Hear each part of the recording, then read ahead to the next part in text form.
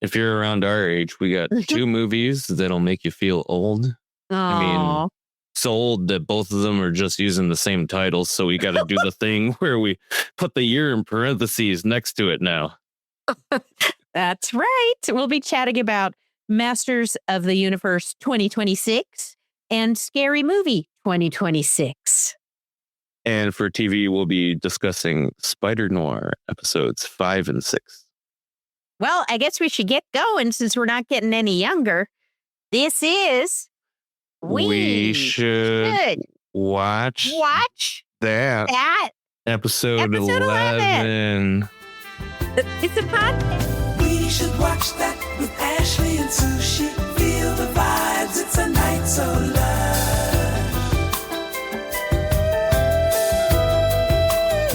Our first movie is Masters of the Universe, parentheses 2026 end parentheses, directed by Travis Knight, who you may know from Bumblebee, starring Nicholas Galitzine, Jared Leto, Camila Mendes, Alison Brie, and Idris Elba.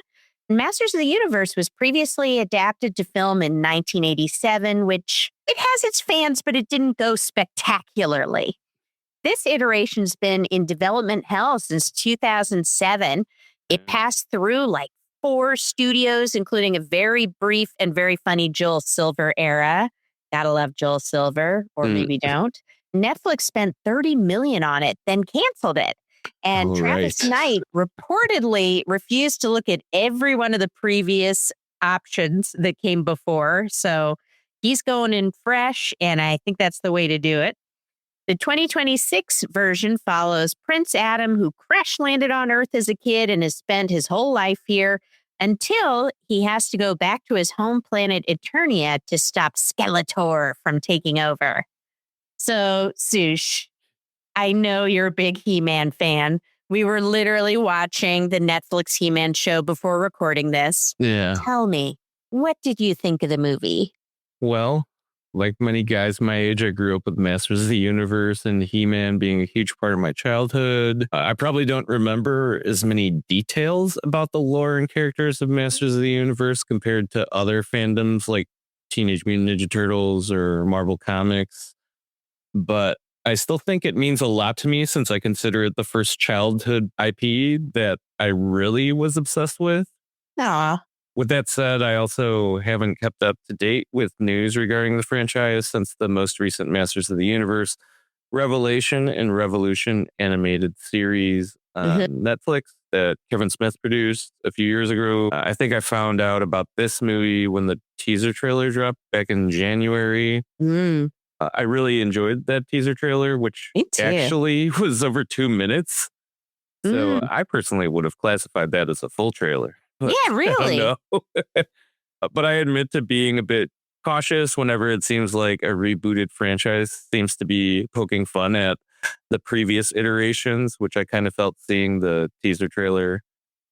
Other than seeing Idris Elba in the trailer, and I think looking up who was playing Skeletor and finding out it was actually Jared Leto, I really didn't have any awareness or look into the cast and crew of the movie since I knew I was probably going to see it. The official trailer that dropped in March kind of gave us a bit more drama, which I think made me feel a bit more reassured that this movie would carry an appropriate, more balanced tone and that it might actually do all right, given that we haven't heard any crazy Jared Leto stories.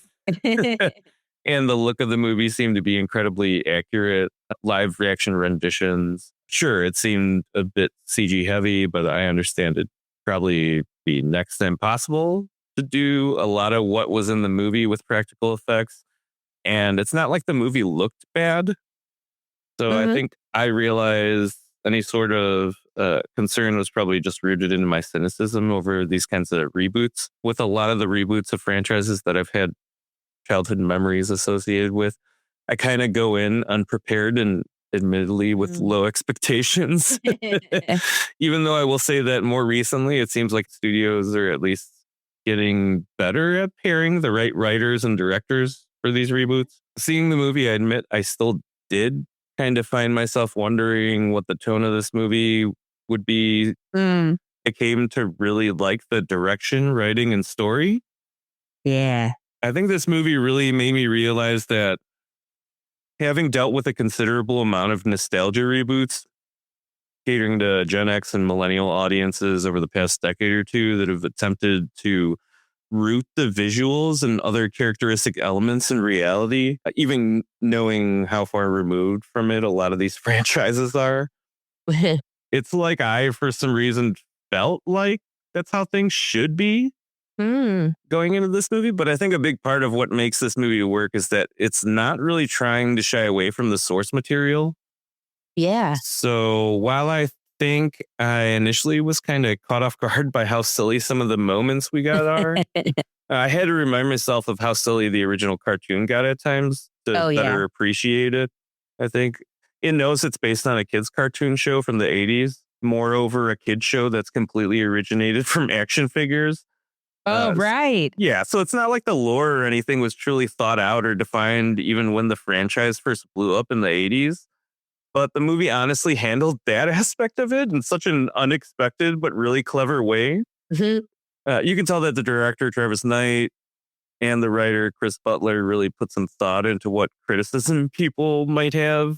Not only if it were just another live action adaptation that was only really tied to its franchise by name, but also if it wasn't appealing enough to general audiences because it ended up being an outright adaptation that adapted every single detail to live action.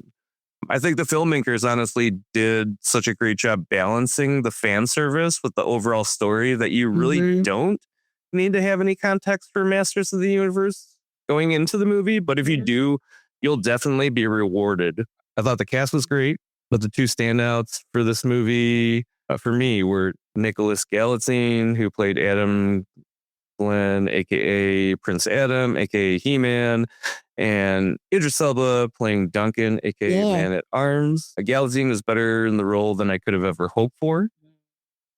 In animation, I think it's much easier to get away with writing a character that transforms into another version, but somehow don't have any like real overlap in consciousness or personality. This is actually something that's addressed through story. I know for sure in the Kevin Smith series, but given that the filmmakers didn't go the full CG or alternate actor approach for Adam and He-Man, I think it makes sense for Galitzine to kind of retain a lot of the qualities he had as Adam, even after he changes into He-Man in this iteration. When it comes to franchise characters, I typically prefer accuracy to the source material over making them more relatable to audiences. But I really think this version worked to make He-Man more timely and to provide some overall depth to the character. Idris Elba seemed like he was having the best time. Duncan and really everyone decent back in Eternia has been going through it since Skeletor took over. So yeah, you get the full range of him acting goofy to some epic fights and a lot of great lines. One that definitely made everyone in our audience laugh. Also, even though I kept forgetting that she provided the voice, Kristen Wiig played Roboto, who was also great, given that her and Idris's characters play off of each other quite a bit in the movie. I also have to give props to Jared Leto, or I guess whoever made sure that he was a bit more reined in for this movie. Like, I honestly was at least keeping an eye out about drama from him while making this film, but luckily I came across zero mentions. But I think that this movie honestly reminded me of how great of an actor Jared Leto can be when he's not being insufferable to everyone else involved in the movie during the course of it being made. Dude was great in this movie. Dramatic, funny, but also intimidating when he needed to be. Basically all the best aspects of Skeletor from over the years combined into one.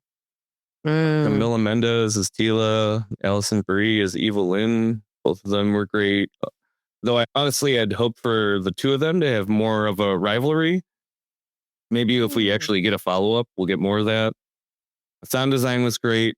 I think the new theme song really suits the movie and the score really fit tone of each of the scenes. I also appreciated that they had some fun needle drops with songs that were really well suited to a given moment or the overall theme of the movie, or just to have some kind of pop culture connection to He-Man. Outside of the acting, I think the visual design was my favorite aspect of the movie.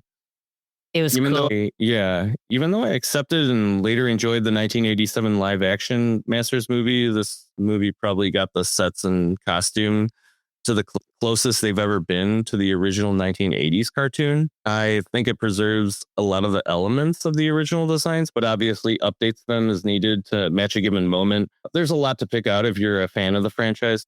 So much that seeing some of it even reminded me of some characters from the cartoon that I had actually forgotten about over the years. Again, there's a lot of CG, but Masters was always rooted in this interesting hybrid of fantasy worlds of barbarians and knights and futuristic sci-fi. So it'd be pretty insane to try to recreate it with all practical effects. I mean, I think Asgard from the MCU is probably the closest thing to it, but obviously, it's a fantasy world, so I think they were aiming for something like that, and they got it right. I think it works fine and definitely looked better in IMAX than I thought it would, even having seen the trailer on a full-size TV at home. Compared to the trailer, I pretty much got the movie I was expecting, though I definitely feel like I felt more connected to the characters than I was expecting to. I think a lot of the expectation was down to how wild it looked and just kind of expecting some sort of limitation to how easily that would happen. But honestly, I think this movie, both having Adam be separated from his home world and it being a return story and actually leaning into the source material heavier than I thought it would have, actually made it more of a worthwhile experience. Mm-hmm. So for ratings, I gave this a 4.5 for enjoyment and a 4 for quality. I love this movie. Yeah, I honestly thought that the Kevin Smith animated series was the best we were going to get, trying to explore this franchise in the modern day and kind of updating the themes.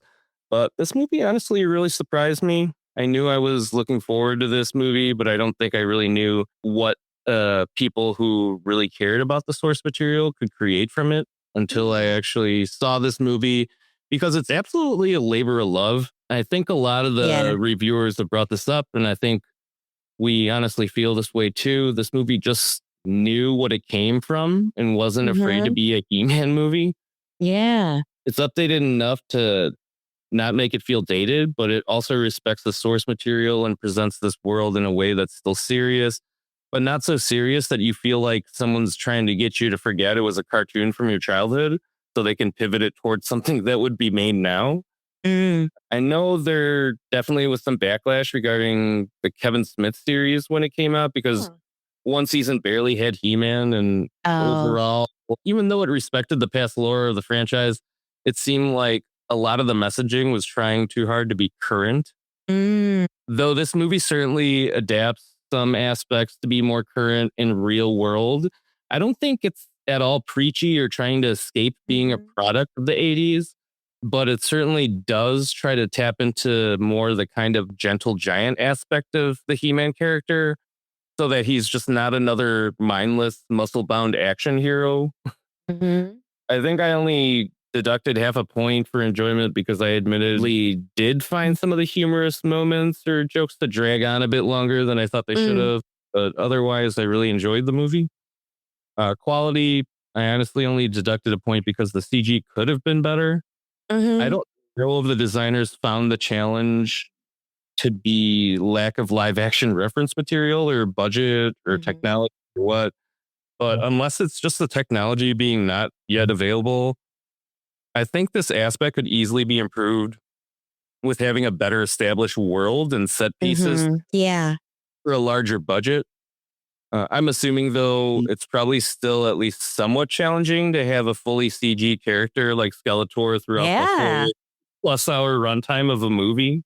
So yeah, as far as recommendations go, I'm going to stick within the franchise and recommend the Kevin Smith series that we happen to be watching right now. Masters of the Universe, the first season is called Revelation, and the second one is Revolution. It's animated, so probably not for everyone, but it arguably does a good job providing some updated storylines. And what I found most impressive is that it really expands on the lore in a lot of exciting ways.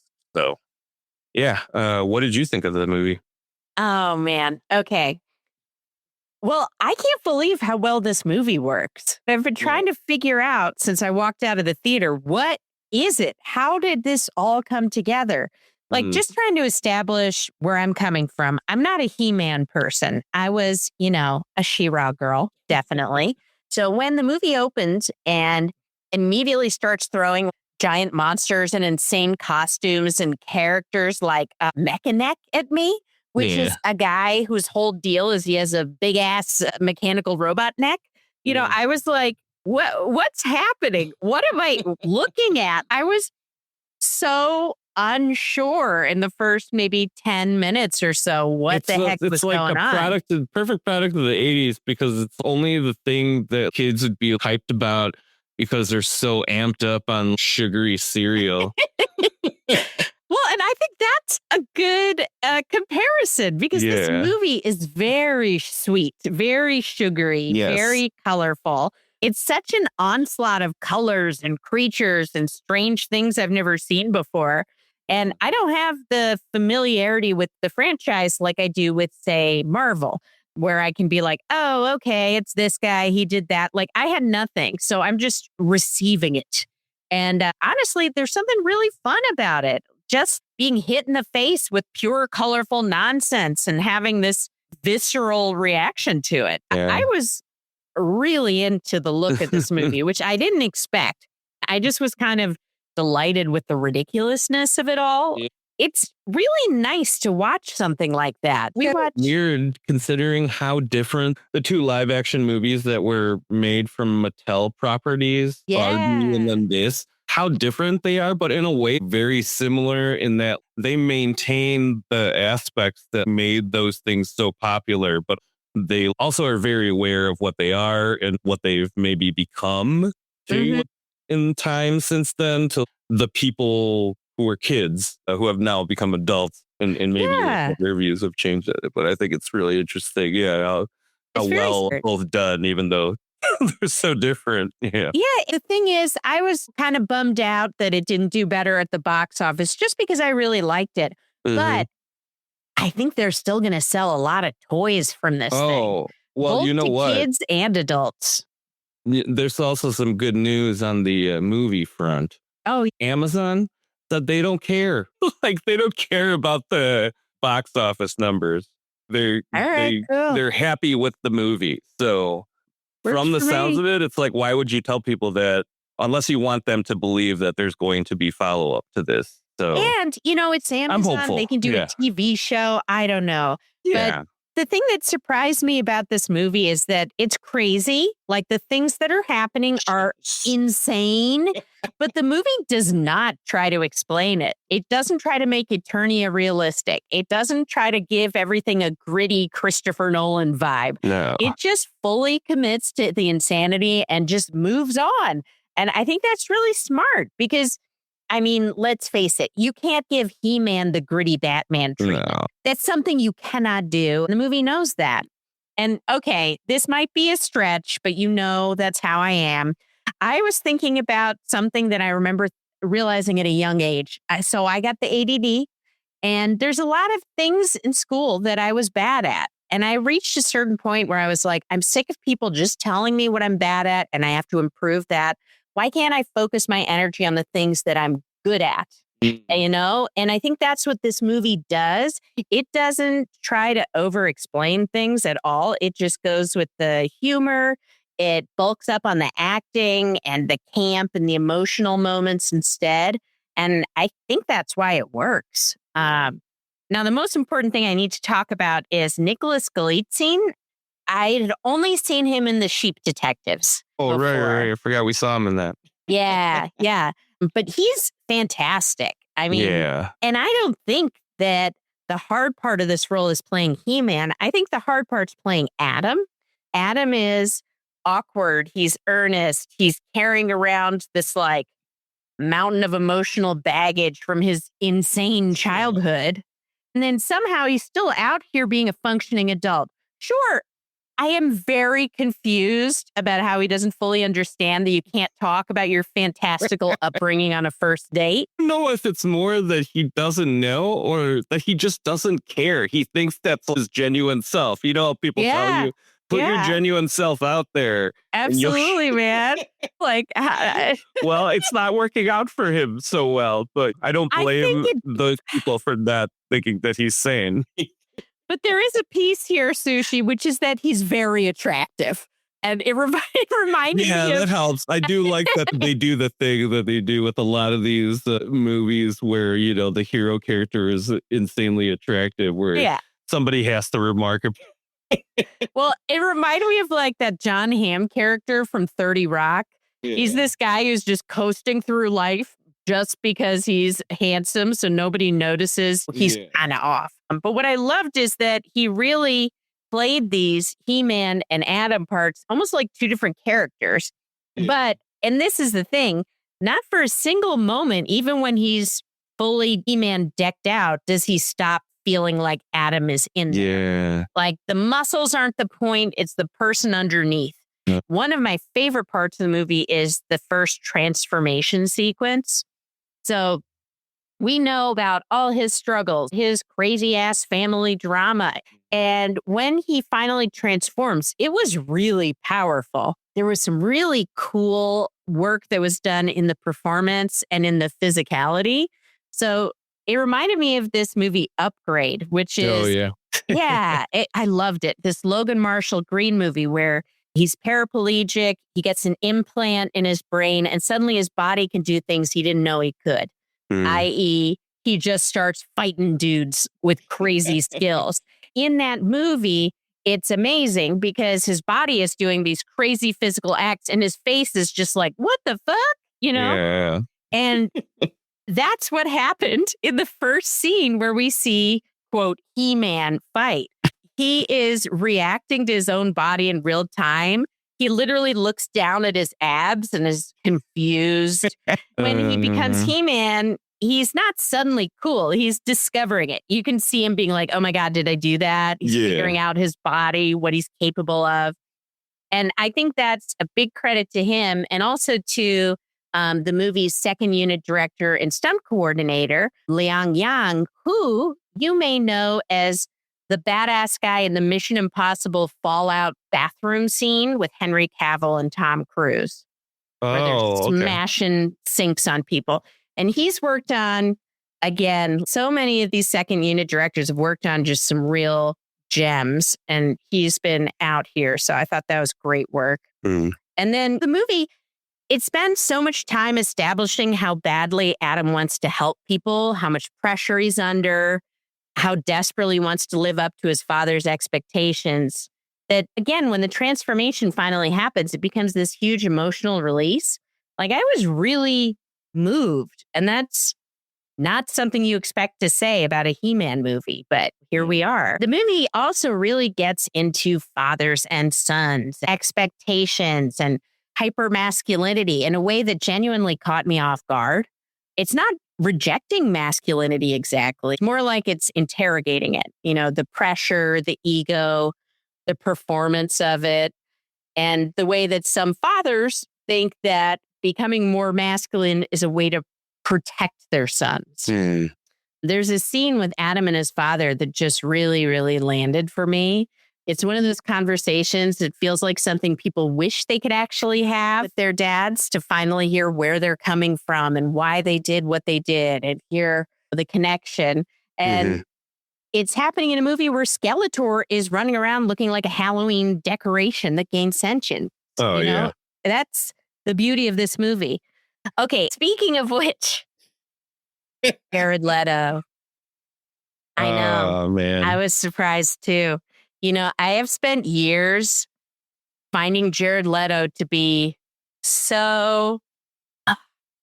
it's hard to even come up with a word. You know what it is, though? I think also with this movie, they gave him a very specific section of the movie where I think they allowed him some release creatively. I'm just going off the dome here, but is he really that unlike Skeletor? He's larger than life, abusive to his coworkers, full of ego, thinks he's the most important person in the room, is greedy for power like he is with his band's cult. Ooh. I think Jared Leto is Skeletor. Yeah, I mean, that's probably why he's so good at playing him, because it even doesn't matter what Skeletor mood he's playing. Like whether he's being stupid and funny or he's being intimidating or scary, he nails it. So yeah, I think you're onto something. I knew it. We're kind of poking fun at him, but it actually really does line up well with the character. Yeah. Like, think about how he played the Joker and how dumb that was, how self-important and silly. But that's what this script calls for. Yeah. Honestly, it just kills me how funny he is. He really well, I don't know if he understood the assignment or if it was the directing and the editing, but yeah, or the assignment happened to be one that he's done before. It's pretty wild. The assignment was very open-ended. Yeah. Oh my God. And I think he and Alison Brie play off really well. She's playing Evelyn and she's just delicious. She is basically playing the assistant manager who has to translate her terrible boss's decision to the rest of the staff. Yeah, she's great. Like Skeletor wants something insane and she's just there going like, okay, guys, I know we're not crazy about this, but we got to pull it together. Come on. And it's such a specific energy that I loved. Great.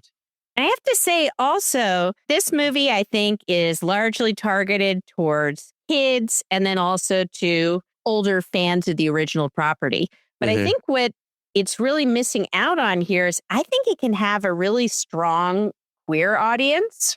I mean, I think there has always been a queer fan base for He-Man. Certainly, Skeletor is coded a certain way. And there's the whole Prince Adam thing. He's sort of got the beautiful hair. You've got the transformation with the harness. And then here in this, it's really got a starring actor who's best known for playing gay characters and things like Red, White, and Royal Blue. I don't know if that's a coincidence or not, but I think that there is a lot of fun to be had here. I think it's a safe movie that doesn't poke fun at people. For sure. And it's very colorful, funny. And I will tell you, there is some great double entendres as well. So I hope it finds an audience there too, because I think it's just an awful lot of fun. Also, it's very funny. There's all kinds of really silly jokes. I immediately know which one you're talking about from earlier. I won't reveal it. Yeah. One of my other favorite jokes in the whole movie, I won't give it away exactly, but Adam tries to give a motivational speech as He-Man to Eternia soldiers using corporate HR language because that was what he worked in. And I can't stop thinking about it. It completely blindsided me. I've been telling people about it. I'm not going to spoil it, but the Eternia soldiers' reaction to him using HR jargon is very fun. Yeah.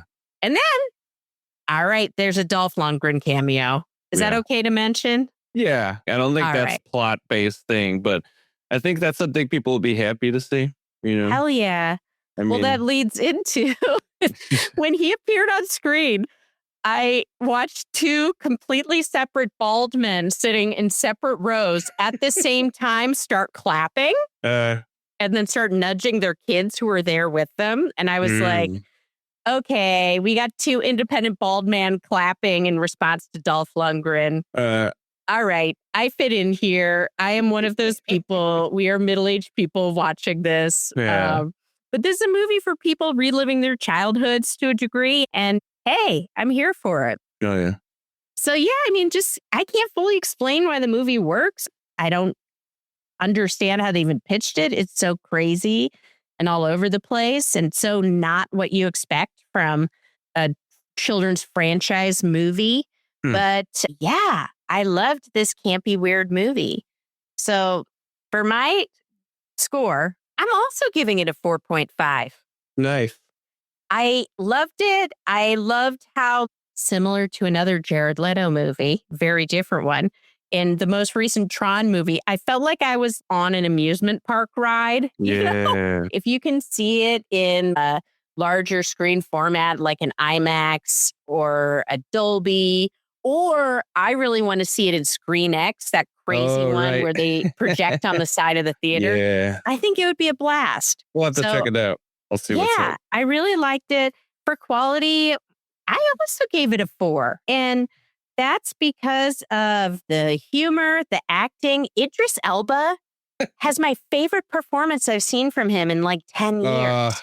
It was He great. is so loose and funny, but then also serious and He's got a downtrodden. cheeseball smile for like at least 75% of this performance. It's great. It was nuts, but also he made me really because of like feel the things. mustache helped so much to make it the mustache so funny. helped. I almost cracked up every time I saw a huge smile with this ridiculous mustache. It was great. And he hit the dramatic moments too. Yeah. But you could tell. One of my favorite things is when you see a movie and you can tell the people making it are having the time of their lives. Yeah. And that's really what I thought of this. So, yeah, I know it didn't do great at the box office, but I hope that it lives on in some way. And if not, I'm just excited to see Nicholas Galitzine and more because he was awesome. Yeah, really cool. Good stuff. Granted, okay, they try to make him look like he's not gigantic and buff at the beginning. You can't fool me. Are you kidding me? So, yeah, we have the power to enjoy a He-Man movie in 2026. Oh, Is that a good transition? Yeah, sounds fine. All right, that'll suffice. Okay, onward. Friends, our next movie is Scary Movie. It is technically the 6th one, but that's not included in the name. I don't know why. It's directed by Michael Tiddes. Tids? Tiddes. Okay. It's Tiddes. I'm so sorry, Michael. It's starring Anna Faris, Regina Hall, and the Wayans brothers. We're all back together for the first time in, 20-ish years. Yeah. And it's a horror parody where the original crew gets pulled back into the mayhem involving killers, monsters, supernatural creatures, I believe. And apparently no horror IP is safe. So, Sush, what did you think? Well, I've seen at least the first through 4th Scary movies. I can't remember if I ever saw the 5th one because of how long after the others it came out. And because it didn't even have Anna Faris or Regina Hall in it. Yeah. But I definitely remember enjoying the other ones. Anyway, I remember we found out about this new Scary Movie back when we saw Scream 7, actually. Yeah. That stands out because I remember coming across some article or short that mentioned a special version of the trailer that premiered before that movie. They made fun of the franchise. That was so fun. Yeah, have you seen the version with someone asking what the Scream franchise would be without Neve Campbell? And I think Shorty answers Scream 6. Yeah.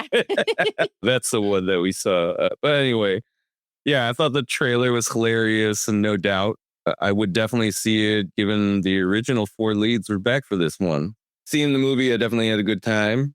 And though I have a feeling I'd probably enjoy one of the first 2 more if I rewatch them again, I think I'd probably rate this in the same ballpark at least. Yeah. I was kind of curious who directed this, mostly because I thought there might be a chance that Keenan Ivory Wayans was back to direct since he did the first 2. But I ended up finding out that while he didn't direct this time around, he still contributed as a writer. But I think the director we ended up getting, Michael Tiddes, or Tiddes, which I made sure to note, but I didn't pronounce properly. Given that he directed a Scary Movie, I think he would be cool. I'm sure Marlon would have given him so much shit. I don't think over we're the first to pronounce his name that way.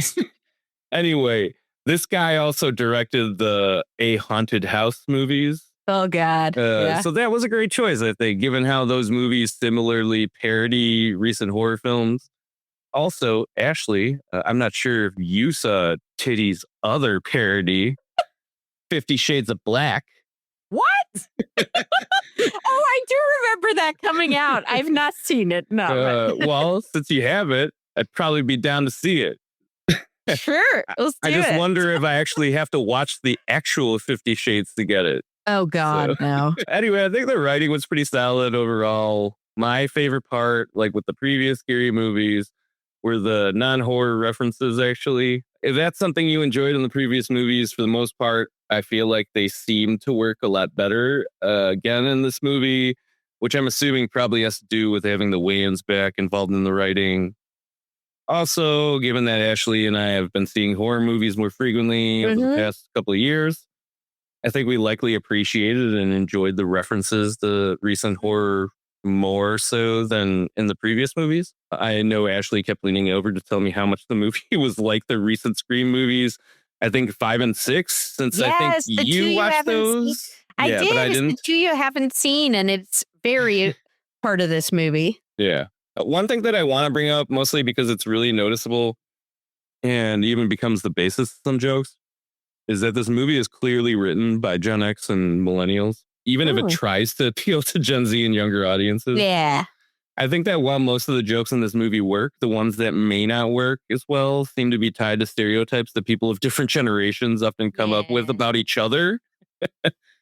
So while I felt it was more making fun of the differences in expectation, intention, and consideration when it comes to certain subjects, like use of gender pronouns, like we see in the trailer, I wouldn't discredit anyone that might be closer to the subject matter in some way that could take offense to Yeah, some of this absolutely. legitimately. Yeah. Big part of why I think a lot of people were looking forward to this movie, though, was the original 4 returning. So, yeah, the cast was a big deal. Marlon and Sean Wayans, Anna Faris, Regina Hall are all back as Shorty, Gay Ray, Sandy, and Brenda. Our main characters now have kids.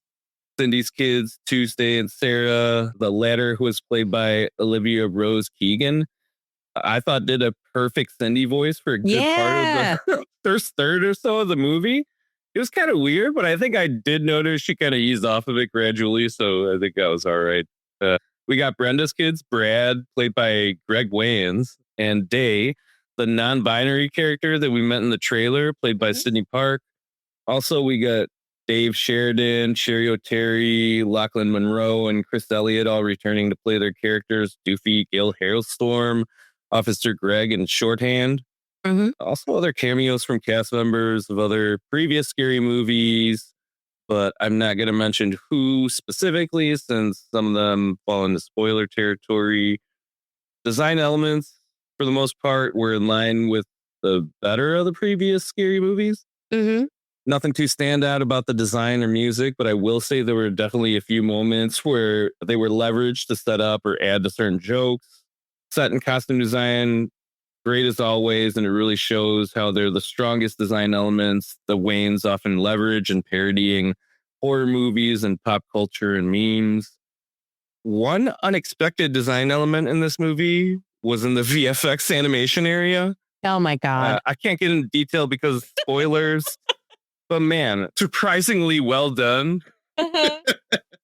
As far as expectations, I think what we got was pretty much in line with the trailers. Are there a few twists? Sure. But I think they're appreciated in a movie that weirdly probably ends up referencing itself as much as the horror movies, pop culture, and memes it also pokes fun at.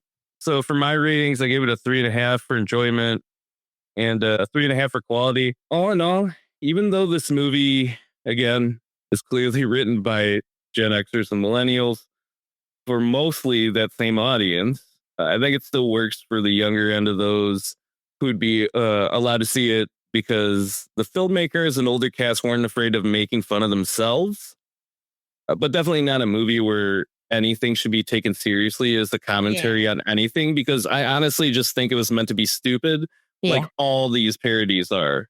Quality-wise, I'd say I'd rate most of the scary movie films fairly low in quality.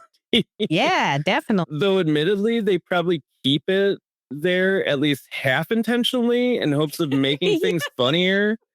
I know we've even given some higher than expected quality ratings for low budget movies that lived in that characteristic. Yeah. But I honestly don't think these movies really embody their low budgetness.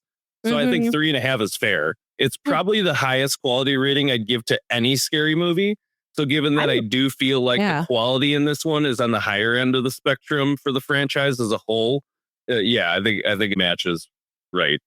Even though I probably don't want to list off the specific movies just to avoid spoilers, I think I'd probably recommend seeing the movies and maybe even videos or memes that this movie parodies. I know I watched one on YouTube made by New Rock Stars earlier, Oh, which yeah. I thought ran through a pretty solid list. Mhm. But yeah, I know there's some references on that list. Even I have to be sure to check out. So that's really Yeah. my only recommendation at this time for anything.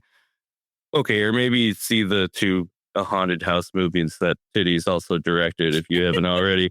Probably They're not as weird. good as a scary No. movie and definitely not as much of a cutaway type of parody movie and more story focused. But yo, Marlon Wayans is still hilarious in them. So yeah, check that out. Ashley, what'd you think of this?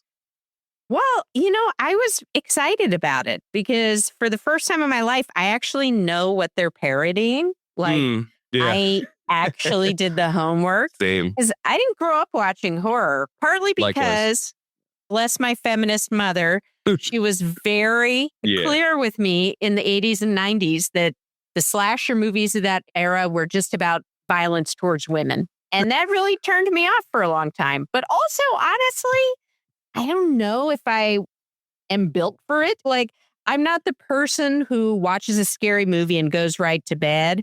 If Mhm. it's a really good scary movie, I'm going to spend the next 3 days convinced that like a log is going to fly into Yeah. my car and kill me on the highway. But Sushi and I have been digging into a lot more horror over the last couple of years. We watched the Final Destination movies, worked through Scream. We watched weird horror, funny horror, elevated horror, gross horror, unfortunately. And somewhere in there, it became someone who actually really looks forward to it. I think there's a real creativity and craftsmanship to getting people to be scared. I've come to really like it. And yeah, we watched all the scary movies. Did I love them? No. They're kind of scattershot and a lot grosser than I personally like. Chris Elliott, I'm looking at you. But when Scary Movie 6 was announced, I was genuinely pumped because I know what they're talking about finally. Yeah. There are moments in the movie where I was excited before the joke had even landed because I recognized the reference. I was like, hell yeah, I'm in on the joke. Recognizing something doesn't mean it's automatically funny, but it was cool that I understood why these movies existed. I wasn't outside of the joke, I was in on it. Mhm. Okay, what is this movie actually parodying? So, similar to the previous scary movies, they usually follow along roughly with the plot of one or two popular movies at the time. So the original one based on Scream, and I would say I Know What You Did Last Summer. This one is very clearly about Scream 5, Scream 6, and Final Destination Bloodlines, which for the record are all great. What I think makes those three movies great is that they figured out why they needed to exist. Like Scream 5 and 6 make toxic fandom the actual villain. They're all about nostalgia and legacy characters and our obsession with franchises. That's a fun take. Then Bloodlines takes the whole death can come for anyone anxiety that powered the originals, and it finds a new angle. It's less about random tragedy and more about the idea that, hey, your family's baggage is coming for you, whether you like it or not. So those movies, they have a really strong thesis, and it makes them stand out from other franchise movies. Scary Movie 6, though, is mostly references. Yeah. And that's kind of the problem. Don't get me wrong, I laughed. There's a Get Out joke that goes somewhere I genuinely didn't expect. A joke that I think is going to be a Michael Jackson biopic joke, but completely blindsides me. I think those are probably two of the biggest laughs in the movie. But mostly watching this is like watching SNL when your favorite actor's hosting. Some sketches are going to land, some are going to bomb. You're just going to be sitting there waiting out the bad ones to see what's coming up next. Yeah. And I'll say the younger cast was really committed. I really liked Olivia Rose Keegan and Sarah Lee Nassif, both of them playing Cindy's daughters. Really understood the movie they're in. And then we got Anna Faris, Regina Hall sharing scenes again, and the movie gets that little jolt of energy. I really remembered why I liked these people in the first place. And the moments that worked best for me were when the movie took a reference and did something unexpected. Because again, reference, not a joke. Deadpool, I'm looking at you. Reference, not a joke. The reference is a setup. What you do with it's the joke. And when this movie actually does that, it works. Yeah. But okay, you kind of touched on this. I need to talk about the gender stuff. Yeah. Because I went on a journey with it. So one of the early trailers has a bit where someone's being attacked on a train. A bystander says something like, "Oh no, he's going to kill that woman." And the victim corrects them saying they're non-binary. She's like, "No, he's going to kill them." And I wasn't crazy about seeing that in the trailer. Trans and non-binary people in America are facing a lot of persecution right now. Legislation, it's a really hard time. So I don't think that it's the funniest thing to joke about right now. Now, watching the movie, to me at least, it felt more like the joke was on the people on the train who were being weird about getting confused about gender than about the actual person themselves. But I'm genuinely not sure what the movie intended. So after I finished watching the movie, I remembered, wait a minute, Marlon Wayans has a trans son and is really supportive of him and talks about it a lot. So I looked into it a bit, and actually in interviews, he talks about how he put that character and another character in the movie specifically to explore what he's been through with his son, the awkwardness of older people not knowing how to react, the way young people think the older people are so dumb because they don't get it.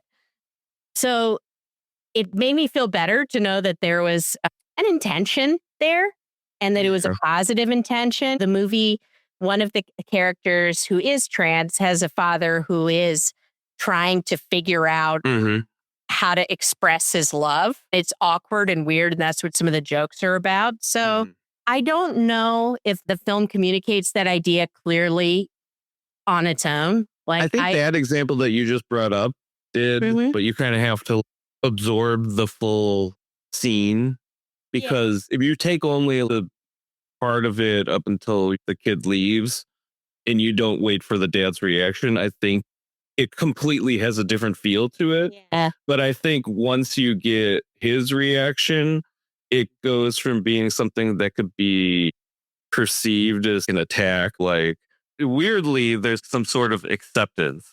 Yeah. In the way that probably the kid actually wants, even though the dad doesn't realize that that's all the kid probably wants. Right. Yeah, I just did find that it makes sense. I think it is very much, like I was saying, making fun of the fact that older people have this frustration over having to adjust to how the world is and having to learn this new thing. Like with our parents when they have to learn our stupid lingo before we go. Yeah. So it's kind of along the same lines, but obviously not exactly the same. Yeah. And I sort of wanted to talk about it because the way the movie was promoted, I've seen some taglines saying stuff like every line will be crossed, which makes you think that these jokes are going to be edgy and sort of attacking people. But then you also have the insight from the creators that that's not what they intended. Right. And so if this is a topic that's difficult for you, if it's uncomfortable for you, just know going in that it's going to be a little weird. Yeah. But it does help to know that the filmmakers' hearts are in the right place. Yeah. And also, and I don't know if you agree with this, but I definitely feel that the farther you get into the movie, the more you kind of understand where the Wayans were at with the humor, the concept behind this, because it's very much like I was saying about the idea of aging or the differences in generations. Yeah. And I do think that's the closest that the movie has to a central thesis, which is like, oh no, we're old. What is happening? We don't know how to deal with the younger generation. So I think there's some of that in there. Now, on a totally different note, earlier this year, we did watch the Haunted House movies, directed by Michael Taddeus. And after what I can only describe as an alarming amount of research, I've conducted that Marlon Wayans is one of our leading scholars of having sex with things you should not have sex with. Oh, yeah. Like, if there is a ghost, a doll, a couch, a cursed object, any category of thing that absolutely should not be involved romantically with a human person. Is it romantically, though? Romantic is a bit of a... You're romanticizing it. Oh, no, I am. All right. Here, let me say it another way. Marlon's going to fuck it. Marlon's going to have his ass out fucking a doll. Now, throughout Scary Movie 6, I was carrying a very specific fear, not fear of the killer, but fear that Marlon's bare ass was going to be humping on something strange. Oh, my God. And I regret to inform you that my fears weren't entirely unfounded, but it's not quite as bad as the haunted movies. So there you have it. All right. And I guess just the last thing here, there's been some negative talk about the movie on TikTok. And I think, it's not a great movie, man. But I also think it doesn't promote itself as a great movie. I don't think the originals were great movies. Honestly, if they titled this Scary Movie 6, I think there would have been less of that. Maybe. Because you got to remember, and actually I looked it up and that's one of the things that made me feel old. The first Scary Movie was released 26 years ago. I know. So, I mean, if you didn't call this Scary Movie 6 and some kids saw this and then they're like, what the hell is this crap? Yeah. I get it. They wouldn't understand that a lot of the references are about itself. So true. And it is kind of crap. I mean, it's amusing, but it's not crap. It's stupid. It's very stupid. No, and none of these movies have gotten amazing reviews. I looked back at the Rotten Tomatoes scores for 1 and 2. I think 1 had like 50, maybe. 2 had like 15. And I think this one's in a similar range. So I think it delivered on expectations for me, knowing the franchise. And there were some people I liked seeing. I liked seeing all the actors together. Yeah. So, okay. My enjoyment score is lower than yours, man. It's 2.5. I get it. Because it's, again, the Saturday Night Live. Because you don't like dumb stuff as much as I do. I don't like dumb stuff as much as you.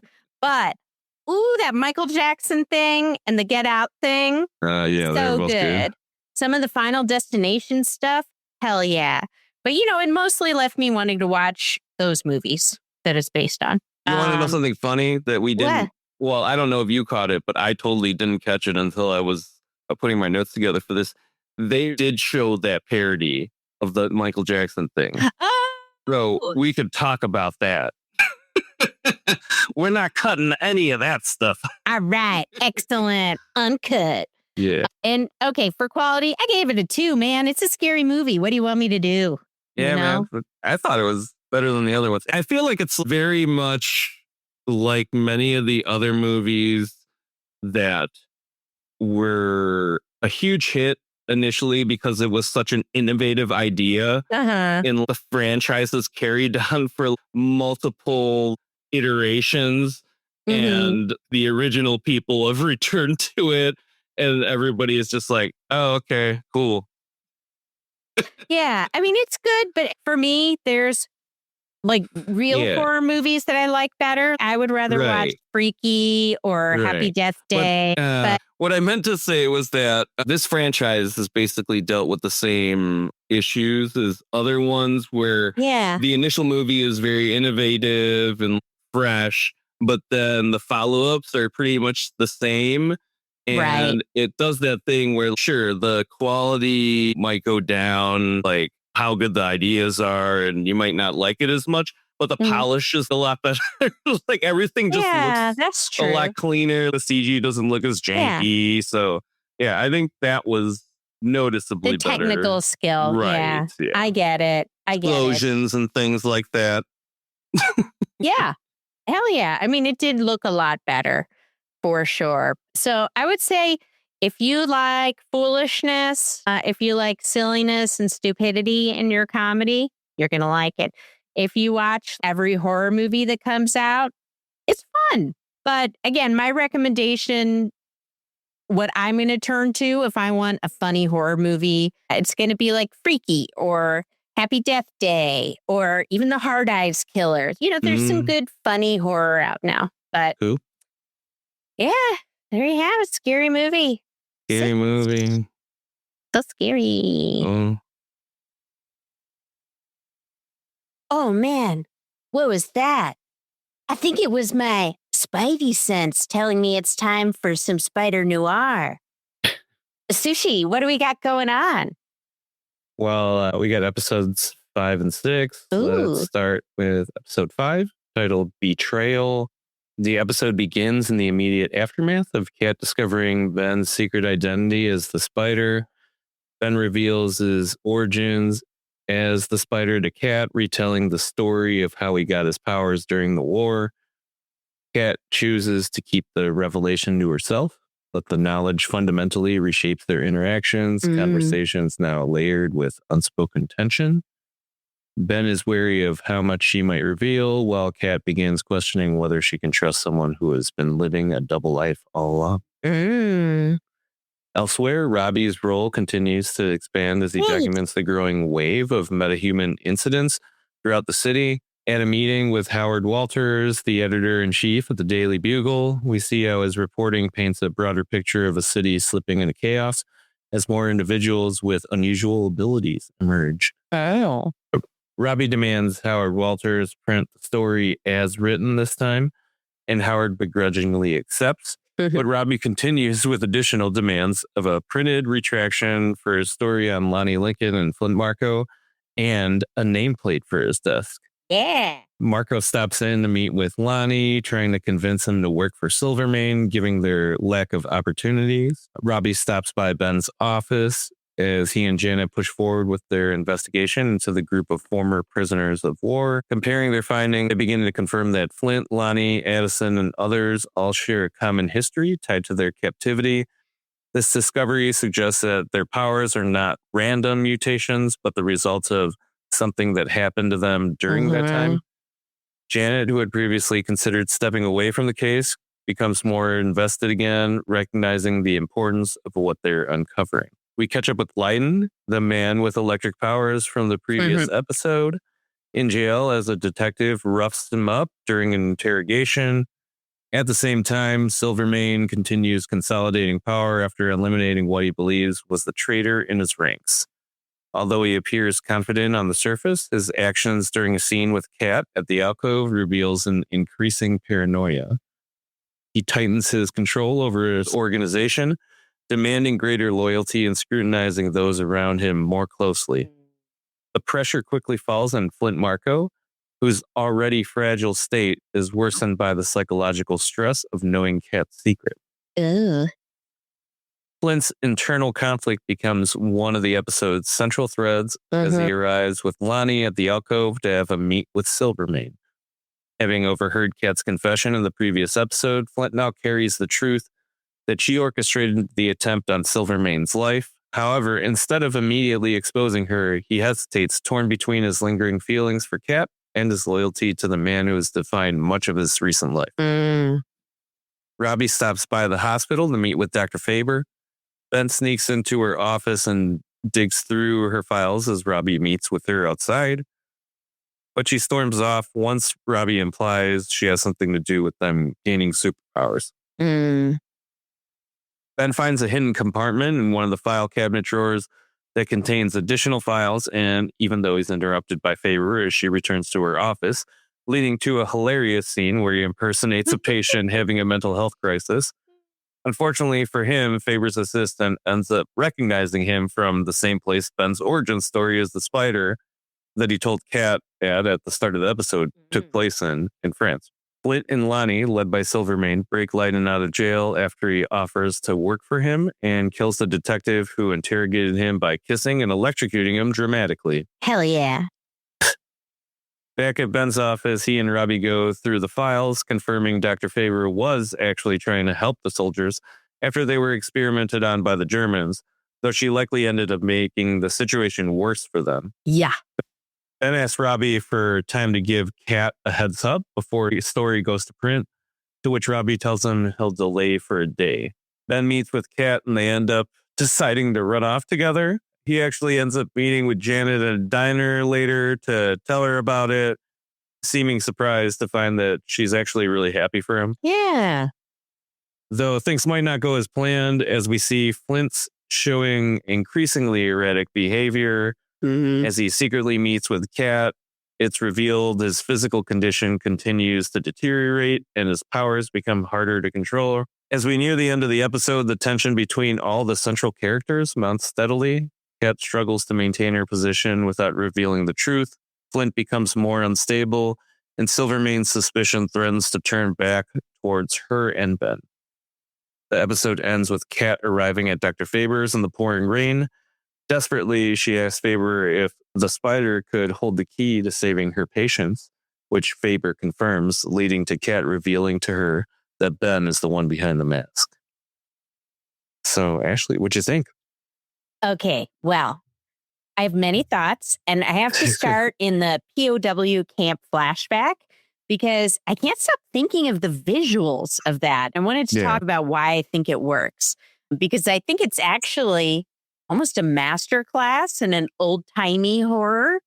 So it's so cool when we discover the whole testing area in the camp. It's really freaky. He walks in and there's all these men on cots and oh my God, it's so crazy. You see that all of these jars, just like, a big mason jar, it looks like.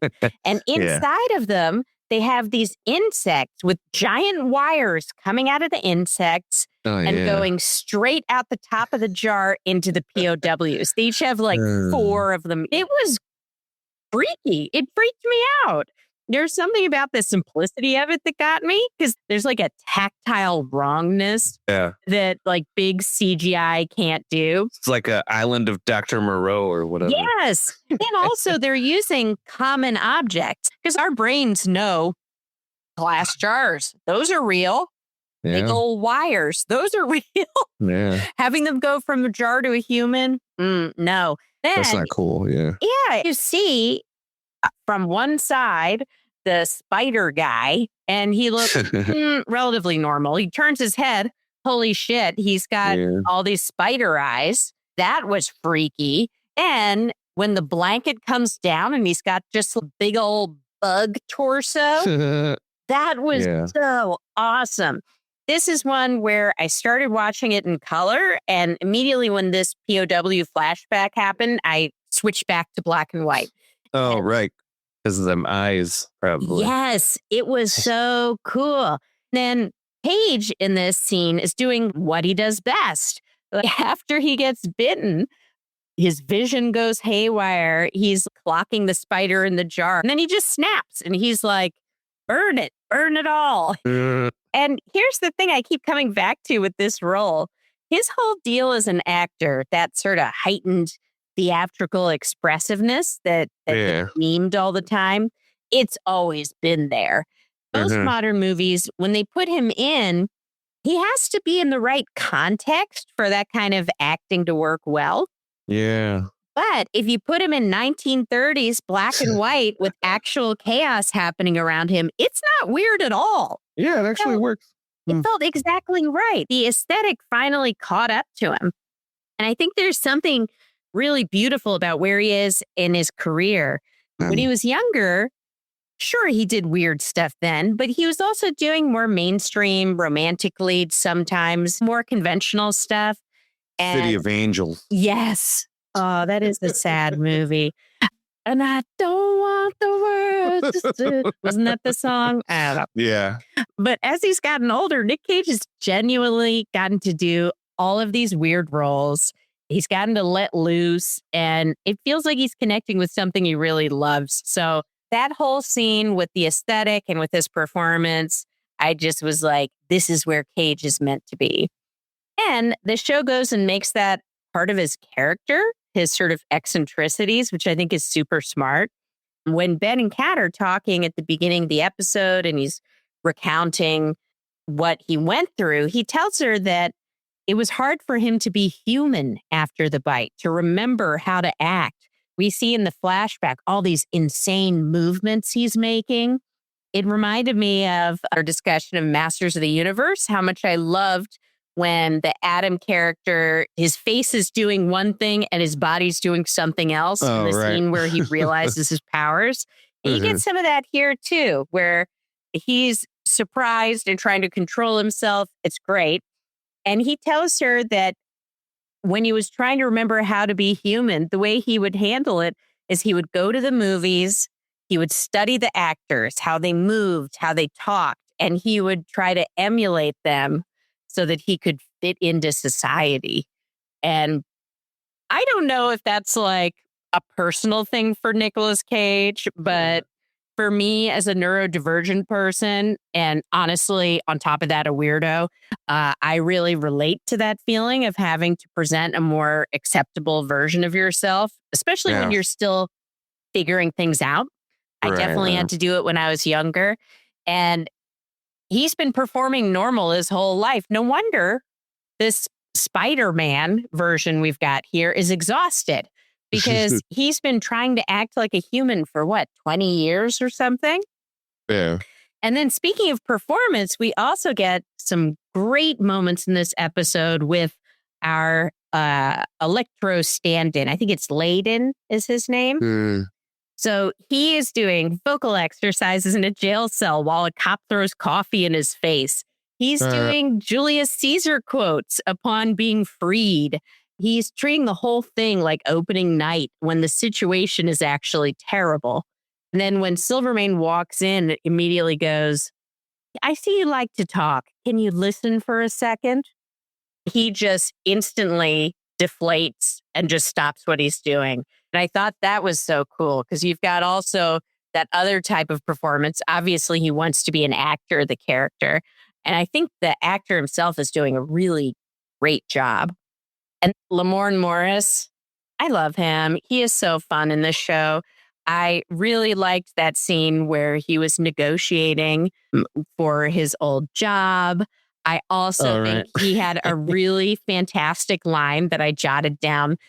When Ben was telling him about how deep his relationship is with Kat, or at least how deep he thinks it is, Ben says, oh, you're going to tell me to be careful. Robbie says, careful's for stock tips and hot sauce. Matters of the heart, I say go for broke or don't bother at all. And I was just like, hell yeah, the writing is so fun. Yeah. The performance is locked in. It was great. Then there's the whole thing with Ben and Kat. I'm nervous about how things are going to turn out. Okay. He is gone all in on this woman. He should not have. He's singing at breakfast. That's pretty nuts. Telling Janet how she should run the office. He's planning a beach trip. You're rooting for him, but I mean, come on. You never fall for a femme fatale in a noir. That's just not going to work out. The moment where Kat's in the bar with Silvermane and Flint walks in with Lonnie, I thought there was some great tension between them. They haven't really seen each other since they fought. I loved seeing him deal with his different alliances. Just lots of fun stuff this episode. And I think the ending lands exactly where I'd been expecting it to land. Flint's got this whole, I would have killed for you. I would have done anything for you if you asked. I never got the chance line, which is great. And then Kat is moved and gives up Ben's name, which, I mean, I knew she was going to betray him the whole time. That's what her type of character does. Yeah. But I still thought it was a great performance from her. You know, it doesn't feel rote at all. She really shows a lot of regret that I wasn't expecting to see in a scene like this. And I'm excited to see what happens next. So, I really liked the episode. Cool. What do you think, Sid? Well, I really thought this was a good episode as far as advancing the story. Yeah, definitely. Though, because of that, the time I spent taking notes about this was probably stuff that ended up going more into the recap than anything absolutely. opinion or assessment based. Mm-hmm. So even though a lot happened during this episode, there's, like I was saying, probably less for me to react to, really. As far as things I enjoyed, if it wasn't a regular thing before, I like that Janet and Robbie are teaming up to Yes, me give Ben too. shit. I mean, I love any combination of the three working on a case, but I appreciate that the two people who probably have to deal with the consequences of Ben's actions or inaction the Right. most are kind of getting back at him for it in a fun way, though. Yeah. Also, I don't get why this detective thinks that it's a good idea to forcefully interrogate somebody who clearly exhibited electric powers.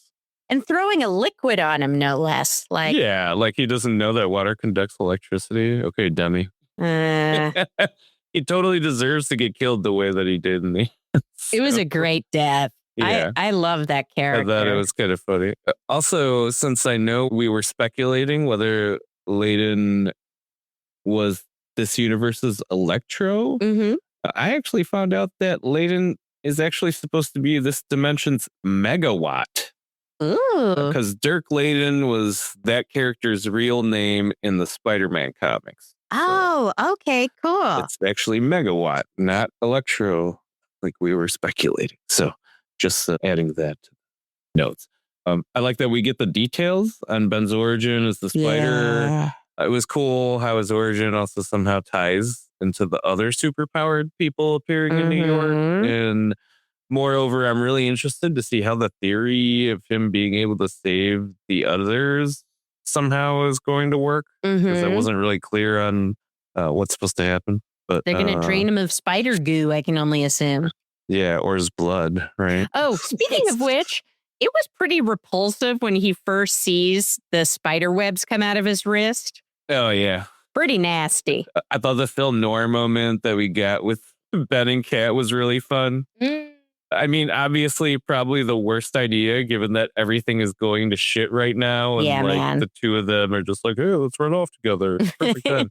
But I guess they really don't care that much about their friends. I guess. I don't know. They're just wrapped up. It's kind of funny. I know it's probably either because they're short on episodes, or maybe it's a film noir thing I don't know about, or maybe it's just kind of poorly written. But I did find it funny how Lonnie just goes along with working for Silvermane without much pressure from Flint.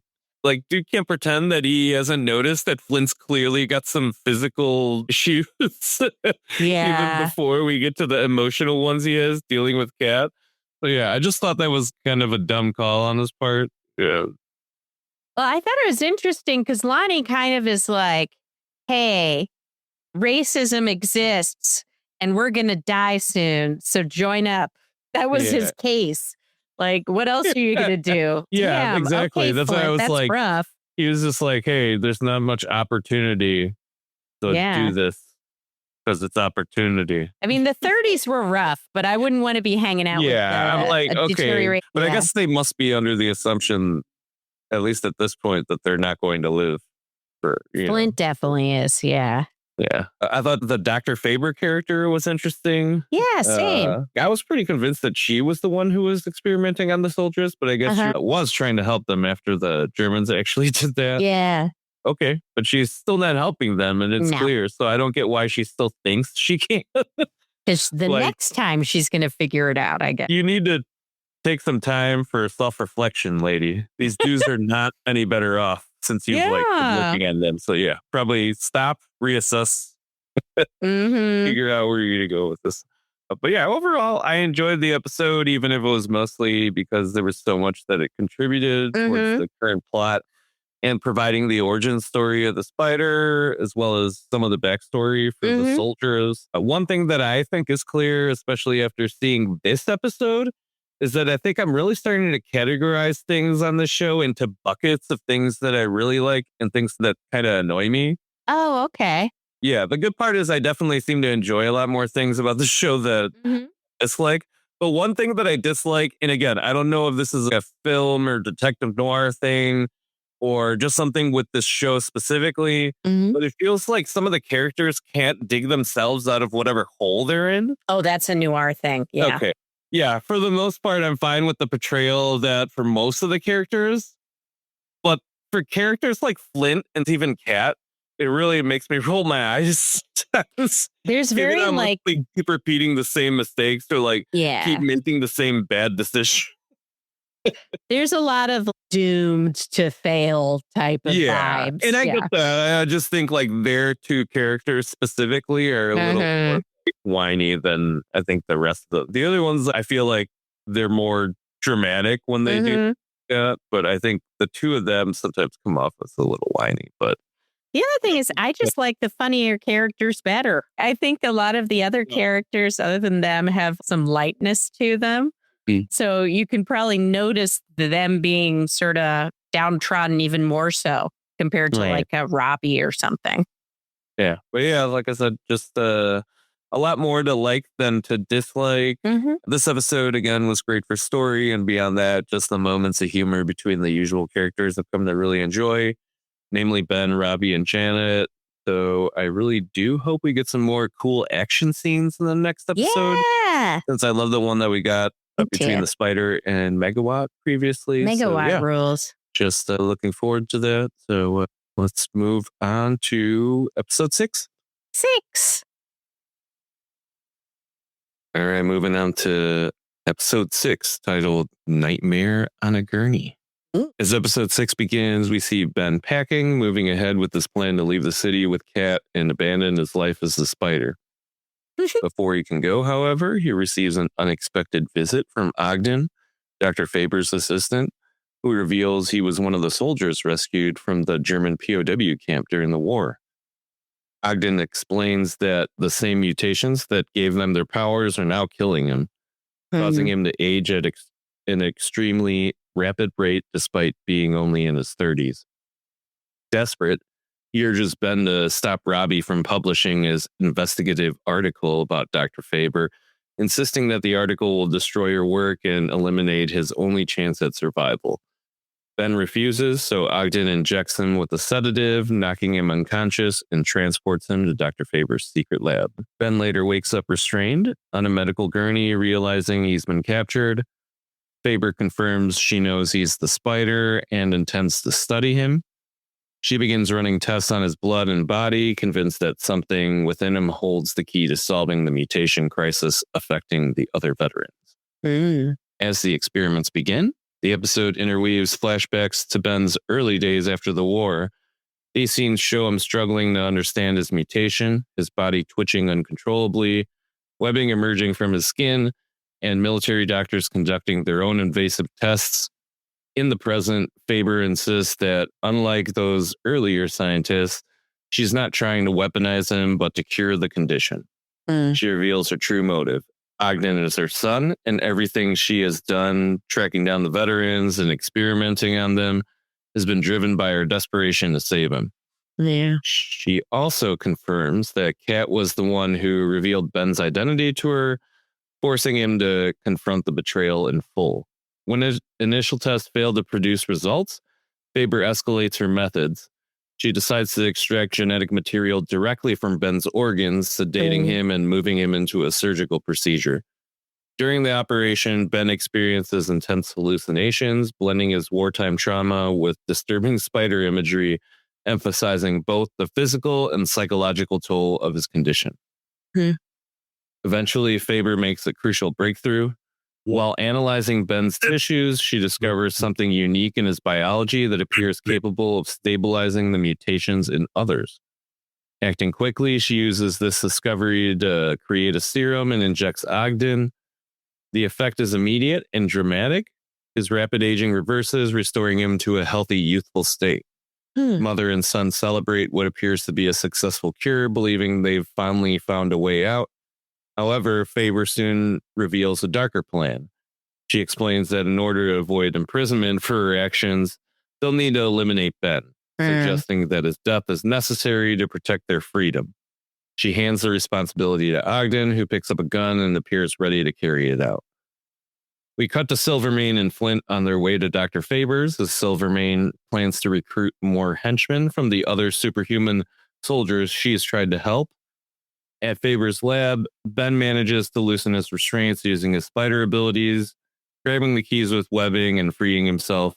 But we clearly see he's feeling the effects of the sedative still as he amusingly struggles and stumbles through the hallway. As Ogden suddenly appears to eliminate him, it seems like Ben's effort was wasted. However, remembering that Ben once saved his life during the war, Ogden ultimately chooses not to kill him, turning against his mother's plan by allowing Ben a chance to escape. The situation takes another turn as Silvermane and his growing team of superpowered allies arrive at the lab. As Faber's former patients are faced with the disturbing secrets she's been keeping, the confrontation quickly turns violent as they storm the facility, and both her and Ogden are killed in the chaos. The lab is destroyed in the process, wiping out much of the research, but also signaling how far Silvermane's willing to go to build his army. Amid the destruction, Ben manages to escape alive. Crucially, he leaves with the serum Faber derived from his own biology, the first real breakthrough that could potentially stabilize or cure the other mutants. By the end of the episode, the stakes have escalated sharply. Ben now holds this key to potentially saving lives, while Silvermane continues to tighten his grip on the city, setting the stage for the final stretch of the season. So, Ashley, what'd you think? I loved it. I mean, I've liked the whole series, but this is the first one that kind of hit me in the gut. I think it was a lot more emotional. And then also, this episode has a lot going on. Underneath all the spiders and Nick Cage screaming, there's some cool themes here and some great acting. And here's the thing. Faber's a scientist who's been running experiments on people without their consent and telling herself that she's trying to help them. They know that she's trying to help. They don't know how far she's willing to go. Yeah. And when she's confronted about the people who didn't survive, she is completely calm about it, like they were a necessary cost. Yeah. That really hit me because that's not a fictional premise. The history of medicine has had a lot of Fabers in it. The show doesn't explicitly draw the line between medical overstepping, but it's there. And it genuinely made Faber disturbing in a way that went beyond villain. When someone thinks that they're really genuinely trying to help to the point where they can ignore mangled dead bodies, that's nuts. And then there's Ogden, who has been complicit the whole time because he thought he was helping along with her. And now he's realizing, whoa, okay, things are deeply fucked up. Yeah. And I love seeing that beat, seeing someone in the middle of doing something bad start to understand what they're doing is, I think, more interesting than just a clear-cut villain. Then, okay, we've got to talk about the anesthesia sequence because, I mean, Nicolas Cage. This is the Cage I have been waiting for. Yeah. There is this moment during the transformation where his body is doing things he can't control and his face is trying to catch up. And it's this awkward, almost modern dance physicality. I love it. Part of why it works, too, is his body's doing all these things he doesn't expect. Oh, my God. When he discovers the goo, the spider web coming from his wrist, that was nasty. That really grossed me out. And it's just great to see a bit of body horror in a comic book noir. Who knew they could fit another genre in here? Cage is doing something really interesting where he's arch and over the top, but also there's real, genuine emotion. People can meme Nick Cage all they want, but he is such a thoughtful, deep, and emotional actor, even while doing the crazy stuff.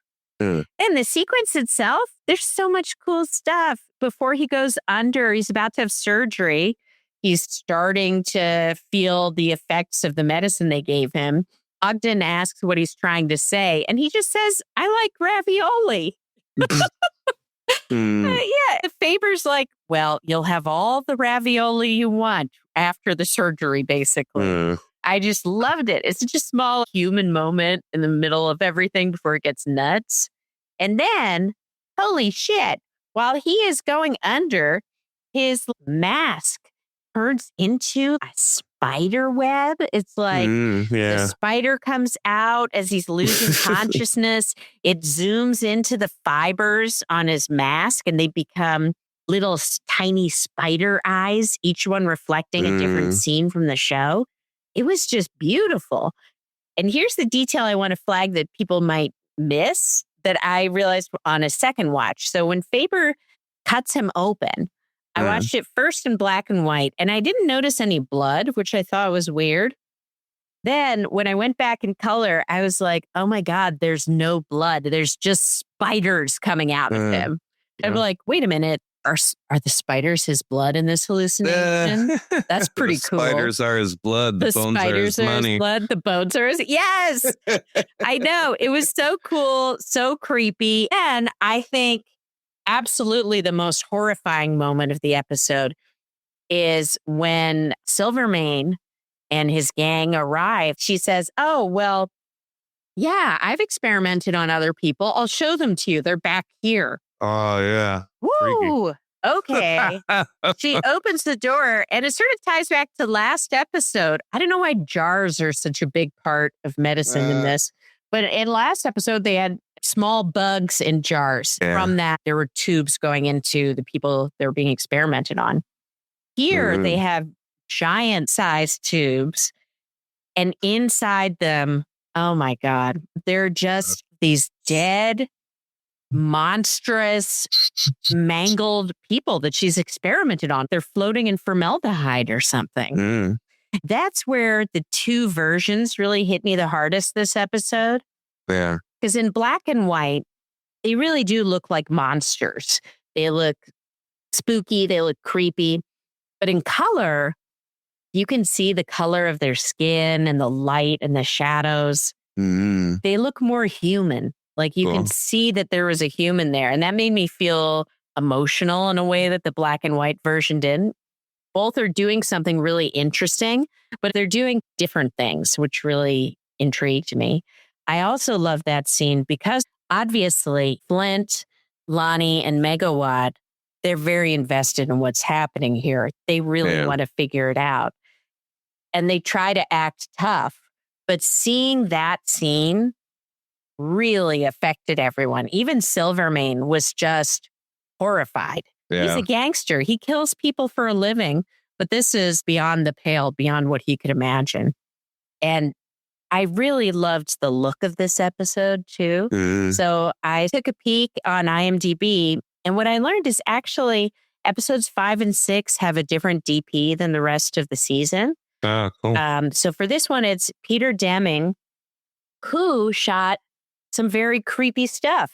He did a Mulholland Drive at the 2017 Twin Peaks revival. Well, there you go. And Drag Me to Hell, a personal favorite. So this guy has a whole specific relationship with psychological horror and surrealism, and you can really feel it. And there's something about the look of these two episodes that's more unsettling that I just really loved. I just felt so connected to this and just the Nicolas Cage of it all. I would love to see a dance performance based on his insane movements. Well, actually, Sushi, I saw one earlier today. Oh, yeah. We did a nice interpretation. Yeah, I tried to do a Cage movements, but recreation of the dance. Such cool stuff here. I just really, really loved this episode. I'm dying to know what you think about it. Man, I know my excitement's been a bit varied through the episodes we've watched so far, but damn, yeah, I'm pretty sure this episode might be my favorite of this whole season. I know we still got 2 episodes left, but I wouldn't be mad at all to be proven wrong. Yeah. Especially given how much I've enjoyed this episode. So first, I'll just start off with what bothered me. Since I clearly have a lot more that I enjoyed that I got to talk about. One thing I don't get, and sure, I guess I can accept that it's probably a film noir thing. But man, Ben really just decided to risk it all on some lady he knows for a fact through his own goddamn investigations is not to be trusted. I know. I just think it's equal parts absurd and funny. And sure, I guess guys do sometimes make decisions like that in their worst interest. So I digress, I suppose. I think it's more out of his desperation and self-delusion than anything. But yeah, we know he's seen a lot of movies. He should have seen this coming from a mile away. That's true. That, and he already knows through his own, absolutely. work. Anyway, let's get to what really made it work for me. First thing, visuals. Oh my God. The use of split screen presented in the comic book panel style, like the Ang Lee Hulk movie from 2003. I really like that how they did some of that stuff in this episode. Spiders everywhere. So many spiders, man. Freaky, but awesome. Yeah, that was cool. Whoa. Hallucination scene was awesome. Like with the perspective, making everything huge. And the projections of the people he's had dealings with lately and the objects was really cool. And then last but not least, I love the part where Ogden transforms to his younger version, and they do the spinny cam transition. So where they're just spinning the camera around, and you see him old, and then he's still old, and the next time they spin it around, then he's young. It was so cool. And you get to see Faber's reaction. I remember thinking, has it gone horribly wrong or very well? I couldn't tell from her face. Then it turns around. You're like, oh my God. It was so cool. Yeah. Nick Cage's acting also has been amazing all season, but this is definitely another episode with some real standout moments. Yeah. Specifically, spidering out in the medical tent from his flashback. I was dying from that. I don't get why he does the crane from Karate Kid at one point, though. And I also he did like the hand movements to YMCA at one point. He just, If you really watch it, he's just like, how should I move my arms this time? He probably has to take cues from something. So I love it. I have a feeling he's just thinking of different positions he can move his arms into that he could reference from. So I thought that was hilarious. When Dr. Faber just finished making this speech to Ben, and he's like, and everyone pauses and looks at him like he's trying to say something insightful, but instead he's just like, ravioli. That scene was so powerful that I almost considered having us eat raviolis 2 nights in a row. That's how you know it's powerful. And then, bro, is this interpretive spider dancing? Oh, yeah, man. Baby. Yeah. That's great. I thought it was funny that Ben mentions to the now young Ogden, or Freckles, as he calls it, that Silvermane and his men must be on their way because it's Monday, and Robbie would have published the story revealing the location of her secret lab by.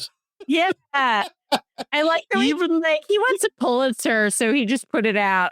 Even better, when Silvermane and his guys show up, they actually present the paper mentioning the lab on the front page. They open it up and like lay it out. It's great. My God. But yeah, I think above all else, I really appreciate that we're really building up to that finale. Yeah. Especially given that I feel like the last few TV shows we've covered, the majority seem to have finales that felt a bit rushed. Yeah, they did. Yeah, by that I mean we'd be at the penultimate episode for some of them, and we'd still feel like we had no idea how they'd conclude the season. This show, on the other hand, I feel pretty confident that I have at least a general idea how the season's going to end, given the way things have been building towards us at least expecting certain things to play out. Like either Ben being able to save the mutants or them dying because he can't cure them in time. Right. Silvermane or his men having a final confrontation with Ben as a spider. And Cat probably leaving town alone, since I expect Flint to die and her to leave because of that. And not being able to face Ben after betraying him. I mean, Ashley, does that sound film noir or detective noir to you? Either that or she's going to betray him in an even worse way for someone else. Yeah, that's definitely not going to end well for them. Yeah, overall, I thought it was a really strong episode, both in terms of providing additional backstory and setting things up for the penultimate and finale episodes. Kind of light on Robbie. And I know, I missed him. Yeah, and I'm still wanting more cool, super-powered fight scenes. Right.